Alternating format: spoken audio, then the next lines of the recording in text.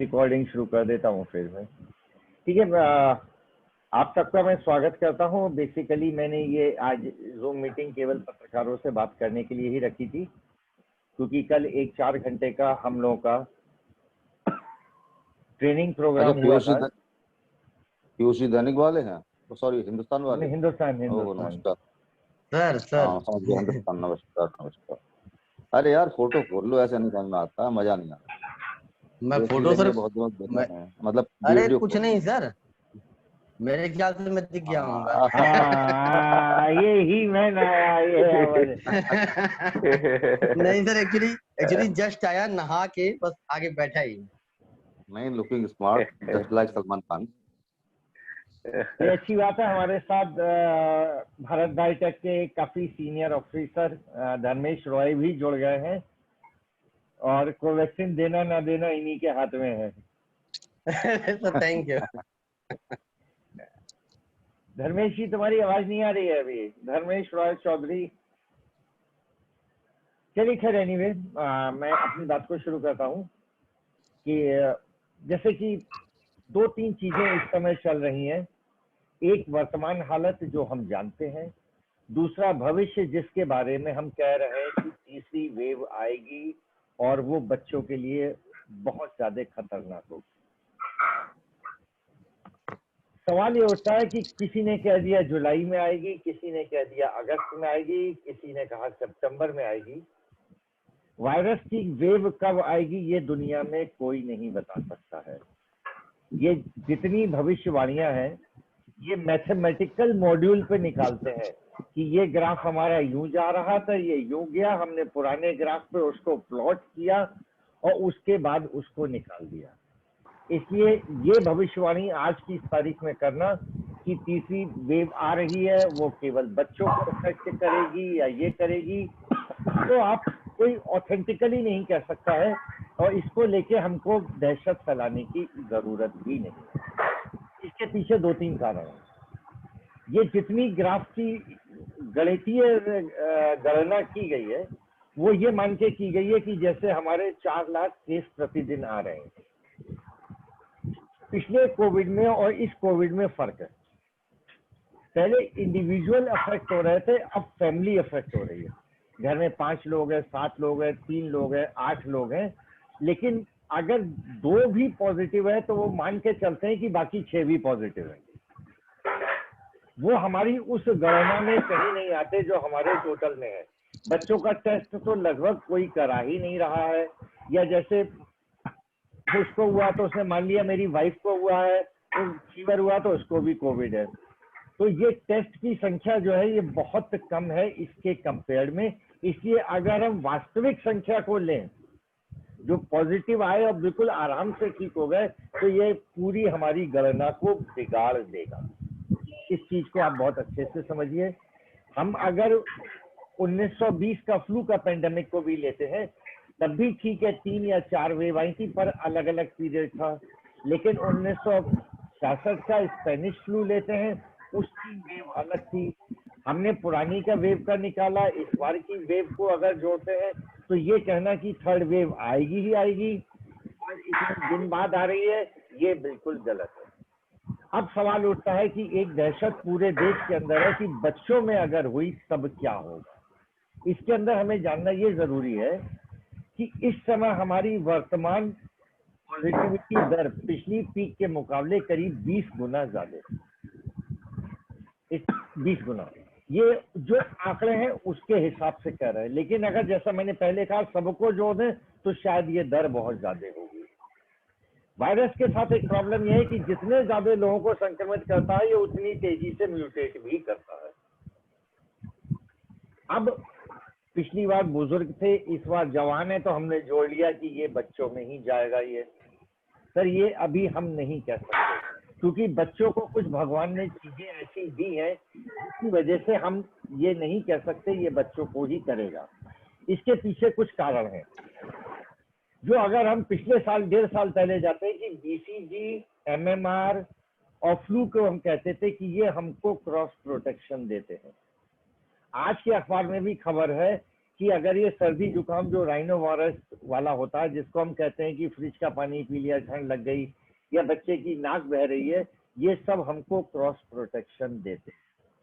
BCG, MMR और flu का टीका, या जिस बच्चे को फ्लू बार बार होता है, नाक बहती है, वो कोविड से रोकता है। दो वायरस एक साथ असर नहीं करते हैं। ये भी हमको मालूम है कि ये टी सेल वाली इम्यूनिटी काम करती है, और बीसीजी का टीका जो हमारे बाएं कंधे पर लगाया जाता है, ये हमें काफी प्रोटेक्शन देता है। कुछ स्टडी शुरू हुई थी जिसमें बीसीजी का टीका लगाया गया, बहुत से लोगों ने लगाया, बरेली के ही कई जिम्मेदार लोगों ने लगाया, मैंने भी लगाया, मैडम को भी लगवाया, बेटे को भी लगवाया। हम काम कर रहे हैं और प्रभु की कृपा है। डेफिनेटली बीच में ऐसा लगा कि 4-5 दिन बुखार आया, पर वो थोड़ा सा ही असर देके निकल गया। तो बच्चों के लिए हमारा सभी पेरेंट्स से निवेदन रहेगा कि अगर बच्चे का एमएमआर या फ्लू का टीका या निमोनिया का टीका रह गया है, तो पहले उसको लगवाएं, और एमएमआर को लगे हुए अगर 3 साल हो चुके हैं, तब एमएमआर का टीका रिपीट किया जा सकता है। एमएमआर के टीके में मीजल्स और मम्स, ये 80% कोरोना वायरस से मिलता है, यानी कि 80% चांसेस है कि ये उसके खिलाफ इम्यूनिटी देगा। हमारी वैक्सीन भी तो उतनी ही दे रही है, कोई 70% दे रही है, कोई 80% दे रही है। तो अगर हम सिंपल चीजों से अपने बच्चों को बचा सकते हैं तो बचाना चाहिए। अब सवाल उठता है कि क्या बच्चों में भी डेथ रेट वही रहेगा जो कि एडल्ट में है? नहीं, बच्चों में 3 खास बातें होती हैं। नंबर 1, अगर डॉक्टर सत्येंद्र सिंह भी साथ में जुड़े हैं, बच्चों के ब्लड जब कराते हैं तो लिम्फोसाइट ज्यादा होती है। आप देखेंगे ये लिम्फोसाइट प्रोटेक्शन देते हैं। दूसरा, बच्चों में कोमॉर्बिडिटी सबसे कम होती है, यानी कि इनको ना तो हाइपरटेंशन ब्लड प्रेशर होता है, ना अधिकतर में, बहुत रेयर को छोड़ दें तो डायबिटीज नहीं होती है। और तीसरी चीज सबसे इंपॉर्टेंट है कि स्मोकिंग या अल्कोहल की हैबिट बच्चों में नहीं है, 0। ये जो कोमॉर्बिडिटीज हैं ये बच्चों में लगभग नहीं है। प्लस अगर इनको बचपन के कुछ टीके लगे हुए हैं तो वो हमको क्रॉस प्रोटेक्शन देते हैं, और इस कोविड में बच्चे हमारे काफी संख्या में अफेक्ट हो गए, इसलिए वो बचे रहेंगे। लेकिन अगर वो एमएमआर या बीसीजी या निमोनिया और फ्लू के टीके अगर रह गए, उनको लगवाते हैं, तो डेफिनेटली उनको प्रोटेक्शन मिलेगा। ये एक बहुत इंपॉर्टेंट चीज मैं कहना चाहता था। अब ये आरएनए वायरस हमको मालूम है कि बहुत तेजी से म्यूटेट करता है। ये आरएनए वायरस है, ये करता है, यूजुअली कोई भी आरएनए वायरस 3 साल 3.5 साल अपना प्रकोप दिखाता है। अगर हम पिछले एक वायरस के बारे में बात करें तो आप याद करिए डेंगू का। पहले साल कितनी तबाही मचाई थी, फिर कुछ समय नहीं हुआ, फिर 1 साल बाद हुआ, फिर धीरे धीरे डेंगू का स्वरूप बदल गया और डेंगू इतना खतरनाक नहीं रह गया। भारत का वेरिएंट 617 है, और भी बहुत सारे वेरिएंट है। पता नहीं क्यों हमारे ही वेरिएंट को इतना खतरनाक बताया जाता है।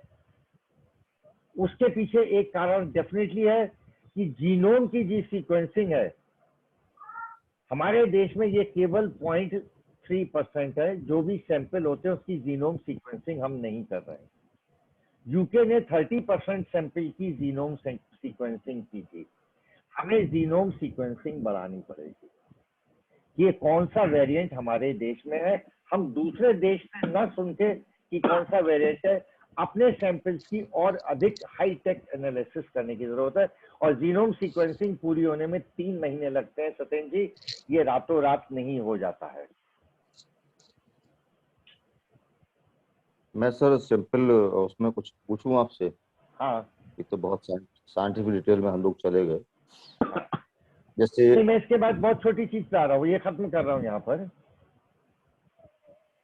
कि बच्चों में एमएमआर, इसमें केवल ये था कि हम प्रिडिक्ट नहीं कर सकते कि ये वेव कब आएगी। दूसरा, हमारे बच्चे काफी हद तक सुरक्षित हैं क्योंकि पूरी फैमिली इन्वॉल्व हो गई है, और हम थोड़ा सा उनको प्रोटेक्शन एमएमआर, बीसीजी और फ्लू के टीके लगवा कर दे सकते हैं। ये बच्चों को लेकर बात हुई, ये स्थिति है। दूसरी चीज अब हमारे पास है कि हमारे पास भविष्य के लिए तीसरी वेव के लिए प्लानिंग क्या है। अगर हम बच्चों की बात करते हैं तो बच्चों के साथ समस्या अगर भगवान ना करे आया तो ये है कि बच्चों के वेंटिलेटर्स बच्चे के वजन के अनुसार होते हैं। 10 किलो तक के बच्चे का वेंटिलेटर अलग है, 20 किलो तक के बच्चे का अधिकतर है। कुछ लोगों के पास 10 किलो तक वाले हैं, कुछ के पास 20 किलो वाले हैं, पर 20 से 40 के बीच का गैप है। कुछ वेंटिलेटर में हम मॉडिफिकेशन कर सकते हैं। अब सब सोच रहे होंगे कि ये बच्चे वाले डॉक्टर के एडमिट होंगे। सर, इन बच्चों को अकेले एडमिट करना असंभव है, इनको फुल बेड पर ही रखना पड़ेगा, क्योंकि माँ इन बच्चों को नहीं छोड़ेगी किसी भी हालत में। हम बुजुर्ग को तो या वयस्क को तो अस्पताल में अकेला छोड़ के बाहर बैठ सकते हैं, लेकिन बच्चे को पेरेंट्स छोड़ने को तैयार नहीं होंगे। तो हमें जो भी प्लानिंग करनी पड़ेगी, जो हमारे कोविड डेजिग्नेटेड हॉस्पिटल है उसी पर कुछ बेड बच्चों के लिए हमको आरक्षित करने पड़ेंगे और वेंटिलेटर भी उसी के हिसाब से करने पड़ेंगे। जैसे अनूप जी से बात हो रही थी, ये ऑक्सीजन लगा के मास्क पे लेटे रहे। हम रूटीन में भी बच्चों को अगर ऑक्सीजन मास्क से लगाते हैं और वो जग रहे होते हैं तो वो किसी भी हालत में ऑक्सीजन लगवा के नहीं देते हैं, वो रोते रहते हैं और हम उनको बेहोश नहीं कर सकते। ये एक बहुत बड़ी समस्या आने जा रही है। और टेम्पर्स बहुत हाई होते हैं जब बच्चा सीरियस होता है, उस समय हमें इस चीज का ख्याल रखना पड़ेगा, हमें प्लानिंग करनी पड़ेगी। एडल्ट में कोई भी ड्रिप लगा देता है, कोई भी वेंटिलेटर लगाना आसानी से सीख जाता है, पर पीडियाट्रिक्स में ये समस्या मैन पावर की बहुत बड़ी आने वाली है। क्योंकि अगर मैं केवल यूपी की बात करूं, केवल 2000 पीडियाट्रिशियन है और 300 से कम इंटेंसिविस्ट है न्यूबॉर्न जिनके पास वेंटिलेटर्स हैं। हम बरेली में भी अगर हम देखते हैं, हम 80 लोग हैं, 10% ही लोग हैं जिनके पास, 7-8 लोग जिनके पास वेंटिलेटर्स है। अगर हम 2000 की फिगर पे भी जाते हैं तो 300 से ऊपर नहीं है। हमारे प्रदेश में 40% टोटल पॉपुलेशन बच्चों की है, 40%। अगर हम इसको जोड़ते हैं तो ये लगभग 8 करोड़ पड़ती है। ये समस्या बहुत बड़ी है, इस पर हमको गंभीरता से सोचना होगा। ये प्लानिंग का एक पोर्शन है जिसके बारे में मैं बात कर रहा हूँ। अब आती है वैक्सीन को लेकर। हमारी जो दोनों वैक्सीन हैं ये अभी बच्चों में रिकमेंडेड नहीं है, लेकिन भारत बायोटेक की वैक्सीन का ट्रायल चल रहा है और हम उम्मीद कर रहे हैं कि जुलाई तक इसकी डोज निर्धारण व अनुमति मिल जाएगी, जिससे कि हम इसको बच्चों में लगा सकते हैं। प्लस नेजल वैक्सीन एक बहुत प्रॉमिसिंग वैक्सीन है जो कि इनको लगाई जा सकती है। 18 से 44 में हम पे एक दूसरा ग्रुप है, गर्भवती महिलाएं और वो माँ जो स्तनपान करा रही है। विदेशों में गर्भवती महिलाएं और स्तनपान कराने वाली महिलाओं को दिया जा रहा है, लेकिन भारत में अभी अनुमति नहीं मिली है। सरकारी तौर पर ऑफिशियली हम नहीं लगा सकते हैं। आज मैंने सुना है कि लैक्टेटिंग मदर के बारे में शायद इसी हफ्ते सरकार अनुमति देने जा रही है। प्रेग्नेंट मदर में फर्स्ट ट्राइमेस्टर के बाद हम किड वैक्सीन दे सकते हैं, जैसे कि हम बूस्ट्रिक्स और डीपीटी का टीका देते हैं उनको, या टेटनस टॉक्साइड का टीका देते हैं, लेकिन जब तक अनुमति नहीं दे हम पेपर्स में उसको नहीं लगा सकते हैं। टीके की बात यहाँ पर ये रही। उससे छोटे बच्चों के लिए टीके कब आएंगे ये अभी हमको भी बताना बहुत मुश्किल है कि कब तक हम कर पाएंगे। तो अभी हमारे पास जो भी हैं टीके हम उनको लगाकर बच्चों को बचा सकते हैं। बच्चों को कोविड अप्रोप्रिएट बिहेवियर तो सिखाना ही पड़ेगा। जैसे हम और चीजें बच्चे को घर में सिखाते हैं, पढ़ाते हैं, समझाते हैं, कुछ एक्स्ट्रा करिकुलर एक्टिविटीज सिखाते हैं, उसको हमें डेफिनेटली सिखाना होगा। एक नई समस्या इन दिनों आ रही है कि जैसे किसी घर में एक छोटा बच्चा है, न्यू बॉर्न है, 2 महीने का, 4 महीने का, घर में अगर किसी को और लोगों को कोविड होता है उसे बाबा दादी के घर भेज देते हैं या नाना नानी के घर भेज देते हैं। कृपया आप सबसे निवेदन है, हाथ जोड़ के ऐसा ना करें। उन बच्चों को कोई लक्षण नहीं होंगे और वो बच्चे कैरियर हैं और सीधे बाबा दादी या नाना नानी को इन्फेक्शन कर रहे हैं वो बच्चे। That is very important. इसलिए रिक्वेस्ट यही है कि अगर छोटा बच्चा कोई है उसे आप घर में ही रखिए और उसके वहीं पर परवरिश करिए, किसी अन्य का नहीं भेजिए। कई किस्से ऐसे हैं कि एक के घर में बच्चा भेजा वो घर संक्रमित हो गया, उन्होंने बच्चा दूसरे के मौसी के घर में भेज दिया, वहां संक्रमण हो गया। तो ये बच्चे ही, जब आप एक एक घर से दूसरे, दूसरे से तीसरे में दे रहे हैं, ये बच्चा संक्रमण कर रहा है। कृपया इस हैबिट को बंद करिए, माँ के पास ही बच्चे को रखिए, बच्चे को माँ से अलग मत कीजिए, नहीं तो पूरे पूरे खानदान में आपके ये कोविड फैल जाएगा। और इसके बाद एक प्रिवेंशन पे मैं बोल चुका था, प्लानिंग ये है, और ये बेसिकली पीडियाट्रिक्स पेशेंट के लिए ये खास तौर से ये हमको कहना था। इसके बाद अगर जो सवाल हो तब कुछ और, नहीं तो मैं और चीजें बीच में जोड़ूंगा। इस बीच में ये आप बता दें मुझे। जी, अनूप जी। डॉक्टर वी बच्चों के टीके आपने बताए, जो MMR, निमोनिया, BCG और फ्लू का है, ये हाँ। इसका एज ग्रुप क्या रहेगा? क्या एज ग्रुप है इसका? ये हर एज ग्रुप में लग जाते हैं। BCG का टीका यूजुअली जन्म पे लगता है, पर लेकिन अगर 5 साल हो चुके हैं लगे तो उसको आप रिपीट कर सकते हैं। MMR का टीका हम 9 महीने पे लगाते हैं। जी, डोनर नहीं है। हेलो, 9 महीने पे लगाते हैं, 1.25 साल पे लगाते हैं, फिर 4.5 साल पे लगाते हैं। मेरे पास खूब बच्चे वो आते हैं जो US पढ़ने जाते हैं, सब 18 साल पे, वो फिर उनको हम MMR लगाते हैं। एडोलेसेंट में, युवावस्था में MMR और इन्फ्लुएंजा अब दोबारा लगाया जाने लगा है, और ये रिकमेंडेड भी है। अगर पिछले MMR को 3 साल हो चुके हैं, आप इसको रिपीट कर सकते हैं। और ये निमोनिया वाला टीका जो है, हाँ, निमोनिया का टीका भी सीरम इंस्टीट्यूट का आ चुका है भारत में, जो भारत के निमोनिया है, क्योंकि हमारा काम है निमोनिया को रोकना। जब वायरल निमोनिया होता है तब और भी निमोनिया साथ में कॉमेंसल या जो भी इंफेक्शन है बैक्टीरियल भी हो जाते हैं, तो ये निमोनिया की सीवियरिटी को रोकेगा।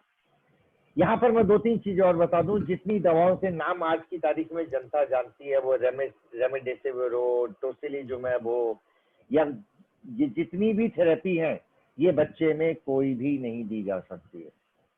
That is very clear, not recommended. दूसरी बात, ये आपके पल्स ऑक्सीमीटर बच्चे में कोई भी काम नहीं करेंगे। पल्स ऑक्सीमीटर के लिए बच्चे की उंगली का साइज ही उतना नहीं होता है।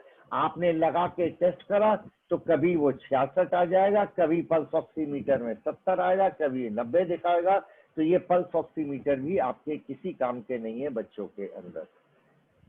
स्टीरॉइड की जहां तक बात आती है, स्टीरॉइड खुद अपने आप में बहुत प्रॉब्लम करते हैं। स्टीरॉइड बच्चे की ग्रोथ पर भी असर ले आते हैं, प्लस ओबेसिटी बढ़ जाती है। अर्बन पॉपुलेशन में हमारे सामने समस्या है, वो बच्चे जो ओबीज हैं, मोटे हैं, ये हमको बहुत ज्यादा देखने को मिलते हैं। केवल ये एक ग्रुप है जो बहुत बड़ा हाई रिस्क अर्बन सोसाइटी में होने जा रहा है स्टीरॉइड से। स्टीरॉइड की प्रॉब्लम है, और स्टीरॉइड की वजह से ही जो काला फंगस और म्यूकरमाइकोसिस आप लोग सुन रहे हैं, ये बेसिकली स्टीरॉइड की वजह से ही सब हो रहा है। क्योंकि जिसको घर में कुछ होता है वो स्टीरॉइड खाना शुरू कर देता है, अरे स्टीरॉइड तो ले ही लेते हैं, और अब स्टीरॉइड का ऐसा यूज हो रहा है जैसे टॉफी बिस्किट की तरह खा रहा है, और ये भविष्य में बहुत बड़ी समस्या होने जा रही है। एंटी फंगल दवाएं भी अब गायब हो गई हैं मार्केट से। नहीं देखिए सर, एक बात मैं कहूँ, एक बात, जैसे कि अभी फिलहाल तो हम वो बात कर रहे हैं, जैसे कि बहुत बच्चों में हो जाता है तो शायद हम लोग कुछ कर नहीं पाएंगे।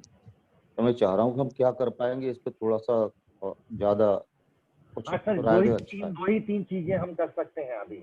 एक तो कोविड अप्रोप्रिएट बिहेवियर सिखाना पड़ेगा, दैट इज नंबर 1। दूसरा, बच्चों का ये बाहर मिलके खेलना, और इसको कौन बच्चा ट्रांसमिट करके दूसरे परिवार में दे रहा है उसको रोकना पड़ेगा। पिछली बार तो हम कह रहे थे बच्चों को खेलने दो, इस बार हम कह रहे हैं बच्चों को भी रोक कर रखो, ठीक है। प्लस इसमें सर मैं एक बात कहना चाह रहा था जी। हाँ, बोल लीजिए पूरा का। क्योंकि बच्चे बहुत मुंह लगा के आपस में बातें करते हैं, बहुत पास पास आके, हम लोग फिर भी थोड़ा सा दूर बैठ जाते हैं। बच्चे यूजुअली ऐसा नहीं करते। दूसरा, टीके के बारे में जो प्रिवेंशन है, बस। हाँ,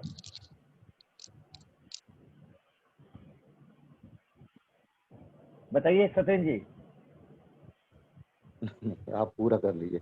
नहीं मुझे हो लगता गया है आपने सर। पूरा कर लिया, मैं बीच बोल देता हूँ। हाँ नहीं, हाँ बीच में बोलना ठीक नहीं लगता। नहीं बताइए। मैं ये कहना चाह रहा था, जैसे कि ये जो फेज चल रही है इस समय, जी तो मैंने आपके और भी इंटरव्यू देखे हैं कि आप बहुत ज्यादा लॉकडाउन के फेवर में नहीं रहते। नहीं, अभी थोड़े दिन पहले मैंने देखा था, आप लिखते भी रहते हैं कि लॉकडाउन इसका समाधान नहीं। नंबर एक।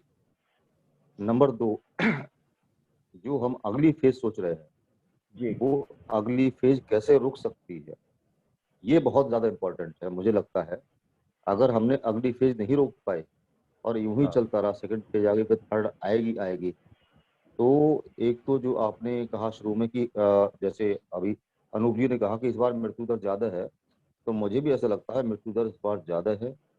आपके भी जानने वालों में, मेरे भी जानने वालों में बहुत लोगों की संख्या कम हो गई है, और मेरे अभी कुछ रिश्तेदार खुद भी आईसीयू में एडमिट है। मुझे पता नहीं उनका क्या होने वाला है। ऐसी स्थिति पिछली बार नहीं थी। हम्म, ऐसी स्थिति पिछली बार बिल्कुल भी नहीं थी जैसी इस बार है। बिल्कुल नहीं सर। तो परसेंटेज ऑफ इन्फेक्शन बहुत ज्यादा है, लोगों के इन्वॉल्व होने की संख्या बहुत ज्यादा है। तो अगर हम उसको ये मान लें, आप 1% करें, मुझे लगता है ये 2% 3% के बीच में होगा इस बार मॉर्टेलिटी रेट, ऐसा मुझे लगता है। डॉक्टर जब सत्येंद्र एग्जैक्ट डेटा, थोड़ा क्विक होइए क्योंकि 5 मिनट बचे हैं, लोगों ने बात ज्वाइन करा, मैं हाँ तुरंत उसका आंसर सर, दे दूंगा। जैसा जी सर, जैसा डेटा आएगा ना तब पता चलेगा एग्जैक्ट संख्या क्या है। सर हमें एक एक काम करना महत्वपूर्ण बात चाहिए यह था, है, जो सरकार ने सीरो सर्विलेंस नहीं करा है, जो अप्रैल महीने का होना चाहिए था। सीरो प्रेवलेंस नहीं निकाला गया है, जो इस समय बहुत जरूरी था।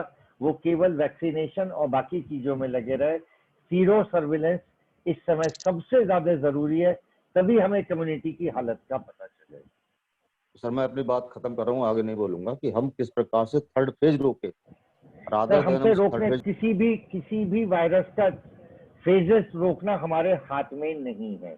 इस समय में बचा सकते हैं। केवल कोविड अप्रोप्रिएट बिहेवियर और बच्चों में जो वैक्सीनेशन है, वो जब तक आए तब तक अन्य टीके, बस इसके अलावा बच्चों में रोकने का हमारे पास आज की तारीख में कोई भी रास्ता नहीं है। लेकिन अगर हम ये मान के चलते हैं कि हमारी हार्ड इम्यूनिटी या कम्युनिटी का एंटीबॉडी लेवल अच्छा हो चुका है इस बार, तो हो सकता है कि ये डिले हो जाए, लेकिन इसको टालना असंभव है। आएगी तो आएगी, चाहे वो छोटी पीक हो या बड़ी पीक हो। ये सीरो सर्विलेंस हमको बताएगा। प्लस जीनोम टाइपिंग जिसकी मैंने बात करी, कि कहीं ये जीनोम फिर अपना स्वरूप तो नहीं बदल रहा है।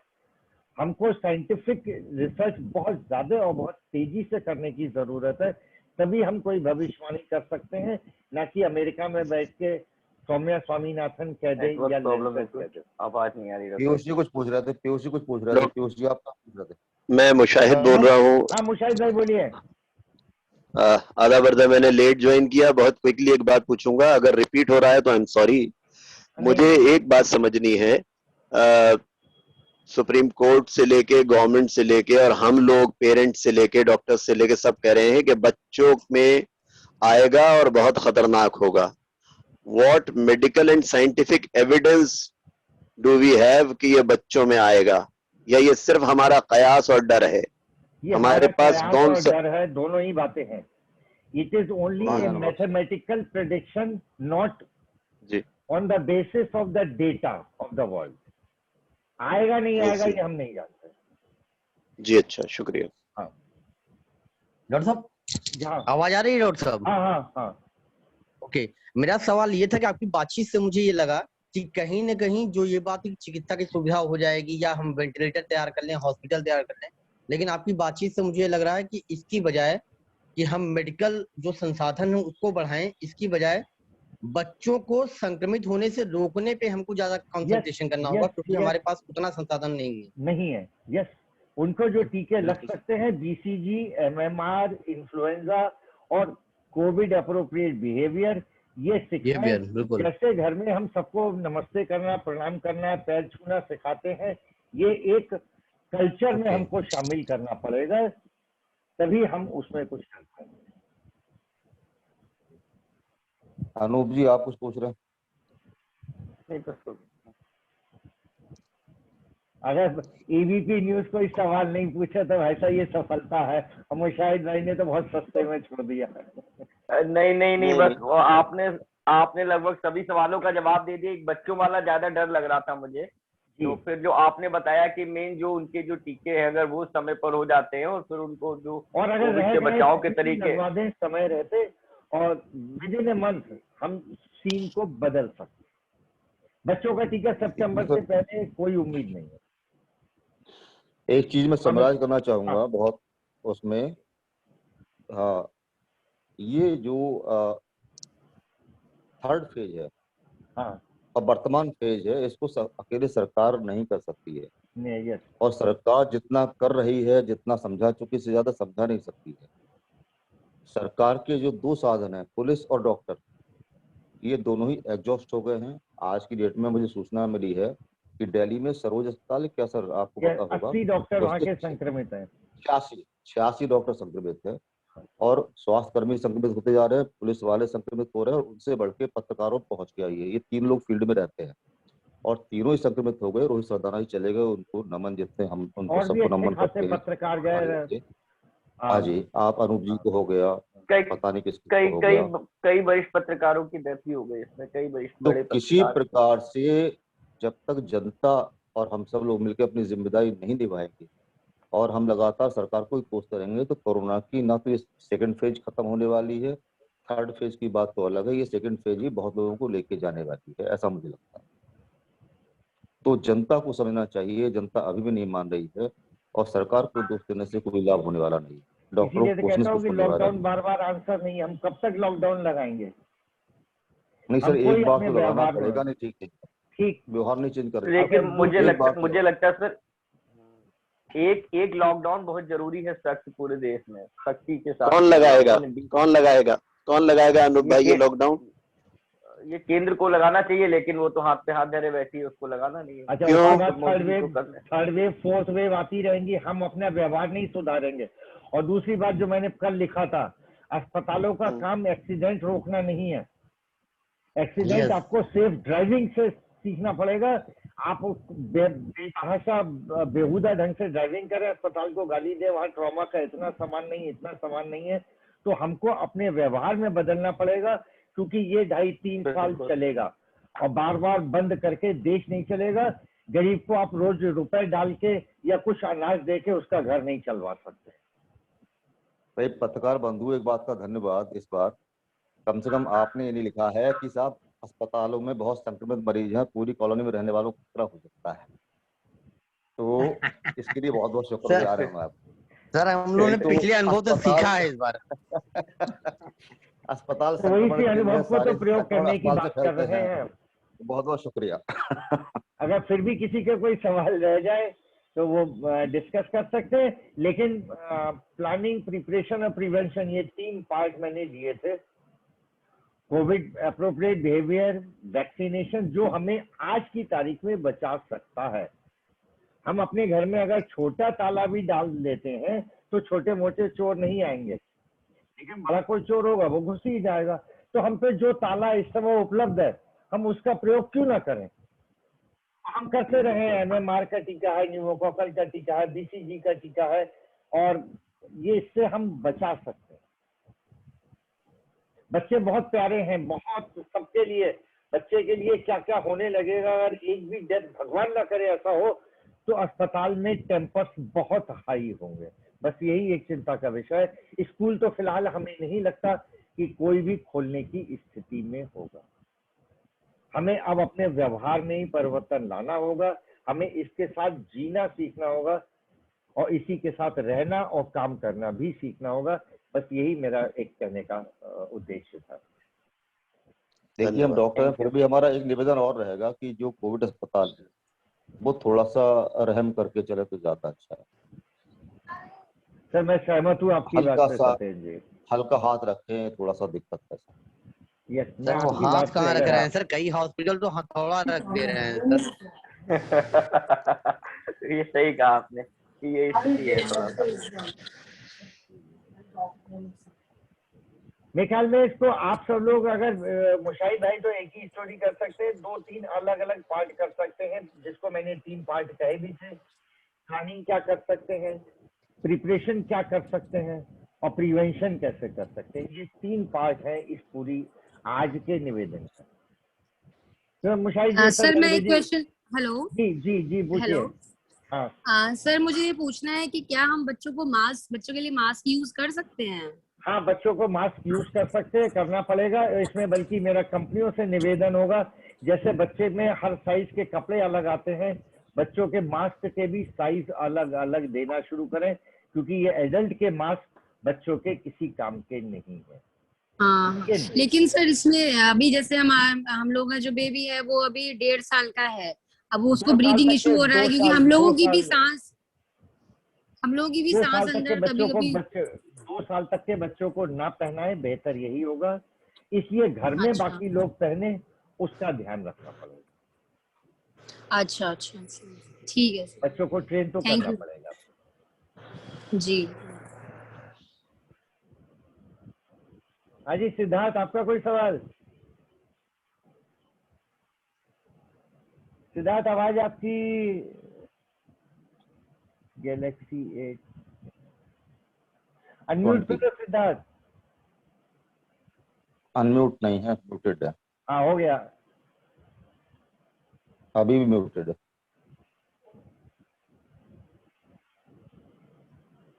सिद्धार्थ, आप अनम्यूट करिए।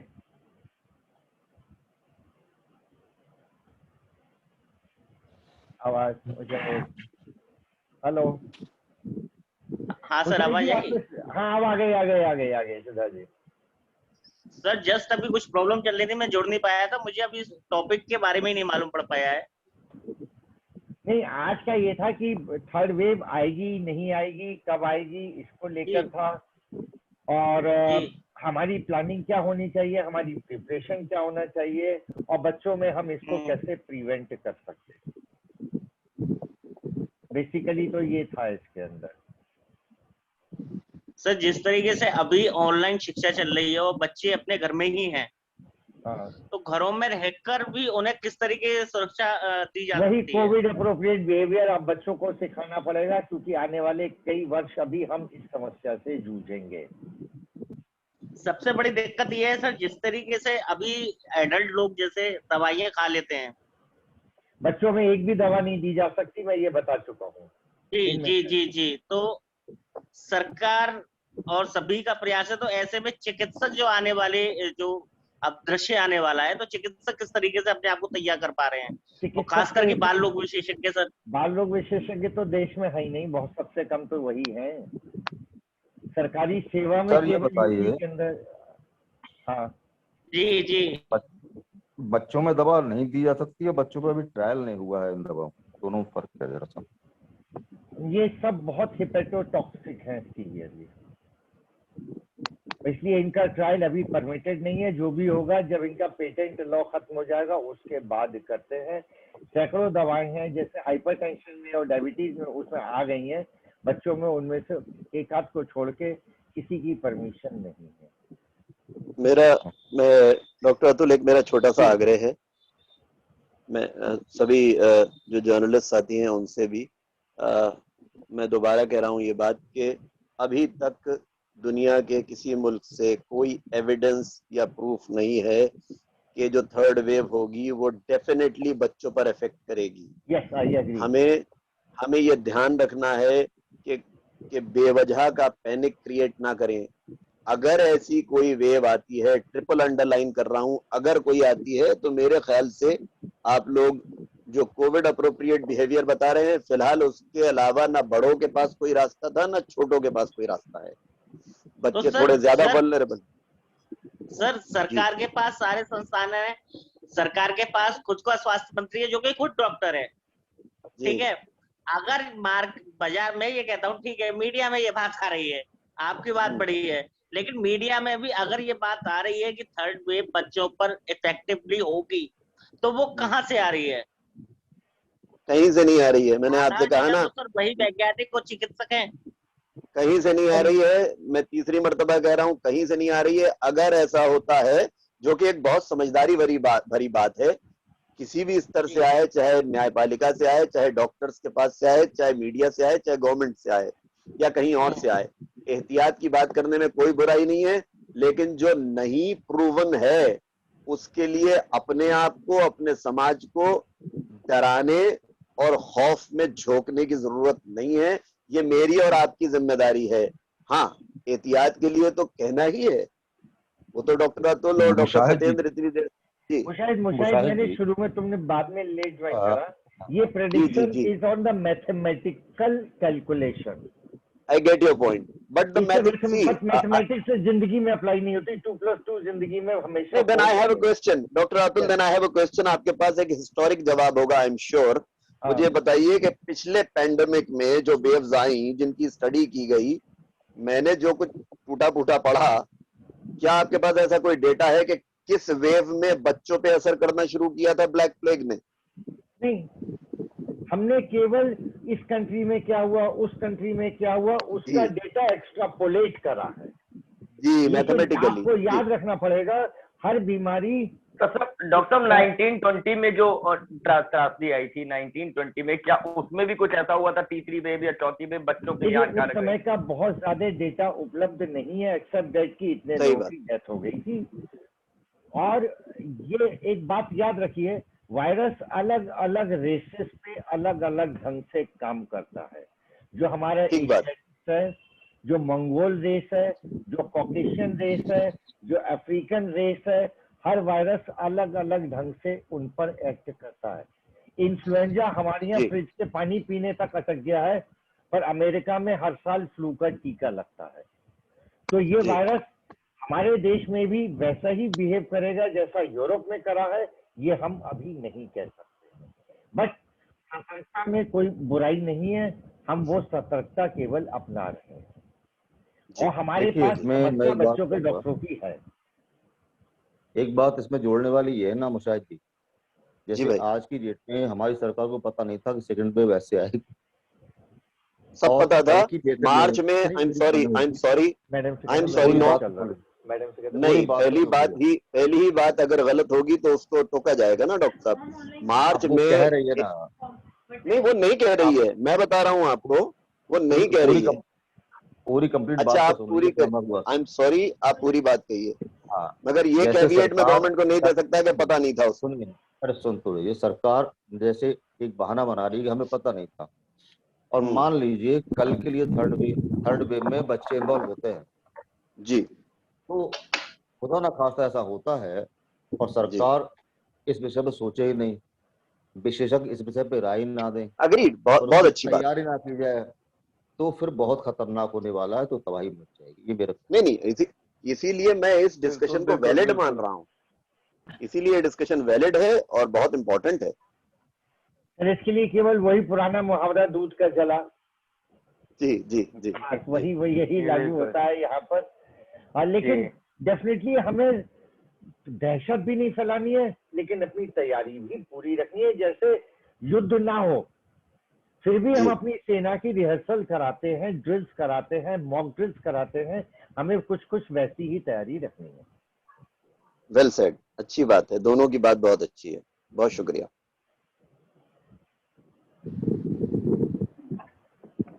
तो और कोई सवाल किसी का कहीं से? धर्मेश जी आप जुड़े हुए हैं? धर्मेश, चलिए उनका शायद आवाज नहीं। हाँ धर्मेश बताओ। आप तो कोवैक्सीन के समय को करता धरता हो, बताइए आप। He from Bharat Biotech on a very senior post. I सी।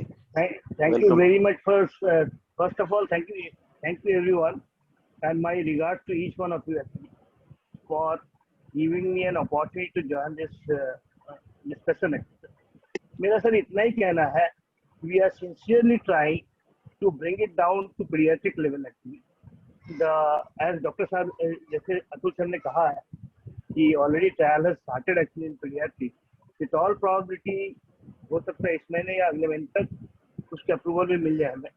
तो एटलीस्ट 12 साल से ऊपर तक के बच्चों को हम लोग बचा पाएंगे, एटलीस्ट एक प्रोटेक्शन दे पाएंगे, ये कहना है मेरा। डॉक्टर अतुल, डॉक्टर अतुल, क्या मेरी अंडरस्टैंडिंग ठीक है कि not Bharat biotech but another manufacturer, a European manufacturer, I will not name it, उनको उन्होंने शायद ऑलरेडी ट्रायल शुरू कर दिए हैं बच्चों पर, ये इनके भी ठीक है ऑलरेडी इन्फॉर्मेशन? चालू हैं, इनके भी ऑलरेडी चालू हैं। Yes, yes, yes. You're right. Right. अच्छा अच्छा इनकी नेजल वैक्सीन भी इन्हीं की आ रही है। जी जी, आप सबको शुभकामनाएं, जितने वैक्सीन मैन्युफैक्चरर्स हैं। ये कलकत्ता से जुड़े हुए हैं, he is present in Kolkata. अच्छा अच्छा, बहुत धन्यवाद।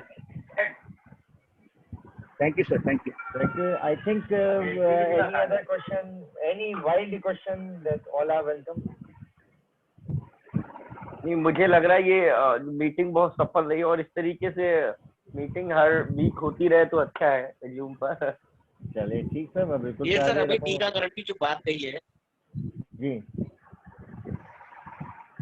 ये अभी जो टीकाकरण की बात कही है सर बच्चों के लिए, हाँ, उसके ट्रायल की बात की है, उस पर आम पब्लिक का कैसे भरोसा कर ले जब 18+ को ही टीका अभी निजी अस्पतालों में नहीं उपलब्ध कर पा रही है ये सरकार। शायद केवल 1 हफ्ता या 10 दिन की बात और है, और ये कौन जैसे सा ही इसका प्रोडक्शन क्या बढ़ेगा ये प्राइवेट में आ जाएगा। मैं सर थोड़ा ऐड देखिए- करना चाहूंगा यहाँ पे। Thank you for हाँ, this Dharmesh. question actually. We are scaling up our production to the level of 700 to 800 million doses yearly for Covaxin.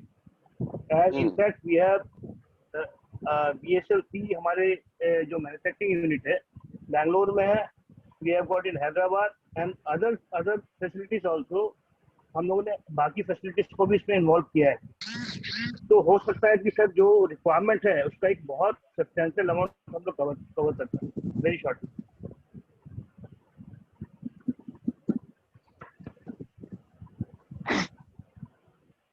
Doctor Atul ji ये मीटिंग करते रहिए, क्योंकि इस समय समाज को और देश को दिशा पत्रकार डॉक्टर ही मिलकर दे पाएंगे, मुझे लग रहा है। अब तो सरकार मैं तो तो इन अपना लोगों को काम कर रही है। हमेशा कुछ ना कुछ कहता ही रहता हूँ, समझाता रहता हूँ। मैं तो डॉक स्टार का अनपेड एम्प्लॉई हूँ। वो आपकी असल में एम्प्लॉय नहीं है, वो मैगजीन आई फर्मली बिलीव कि वो मेरी नहीं, वो डॉक्टर्स की ही मैगजीन। थैंक यू, बहुत बहुत धन्यवाद। Thank you. Yes, yes. I think we should wrap up. Thank you, everyone. I'll take your leave. Thank you. Thank you. Thank you. Okay. Thank you. Bye. Thank you. ठीक है। आपने video बंद कर रखी है।